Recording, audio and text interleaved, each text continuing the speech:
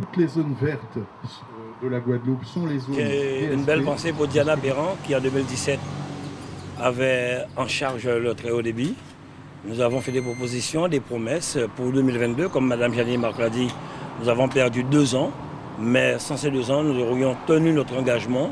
Aujourd'hui, Déhé, nous avons Pointe-Noire, Petit Canal, Saint-François, Saint-Louis de Marie-Galante et Grand-Bourg de Marie-Galante, à plus de 90% connectés, donc c'est une fierté pour nous. Quand nous nous sommes rencontrés à la mairie de DF fin 2021 et que la région a annoncé lors de cette réunion que pour premier semestre 2022 que DF serait couverte à 100%, je me suis dit ce ne sera jamais possible vu la topographie de la commune, vu la difficulté, vu la dissémination des logements un peu partout sur le territoire.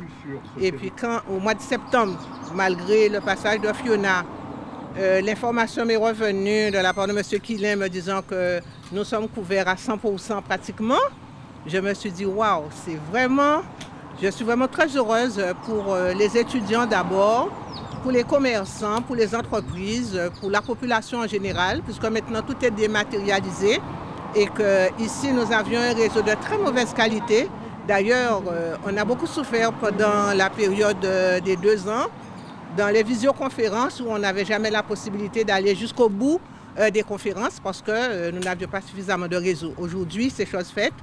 DEA est rentré dans le rang des communes, disons, connectées.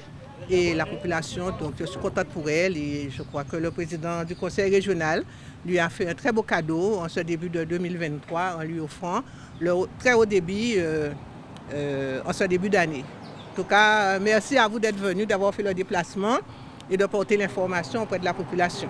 Après avoir inauguré l'éclairage public, la modernisation de l'éclairage public à Déhé, qui a été l'une des premières communes et Goubert, aujourd'hui nous avons voulu effectivement inaugurer ce très haut débit à Déhé parce que je sais ce que c'est pour la jeunesse, pour les étudiants, mais aussi les touristes aussi, quand ils se déplacent, qui ont besoin d'avoir effectivement Internet, le Wi-Fi. Et nous allons continuer sur les communes avec le Wi-Fi territorial, sur les places, sur le port.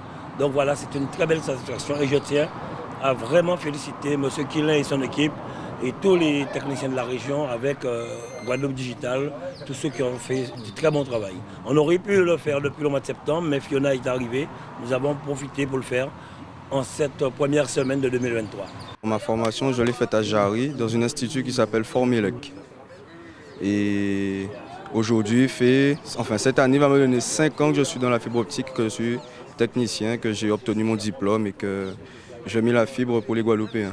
C'est un métier qui me plaît et en plus de cela, je suis déjà chef chantier dans ma nouvelle entreprise qui se prénomme NGC Caraïbes et je suis très heureux d'être là et puis voilà. Mes formateurs, c'était des Guadeloupéens, ce sont des locaux et c'est eux qui m'ont permis d'avoir toutes ces connaissances et de pouvoir faire ce que je fais aujourd'hui.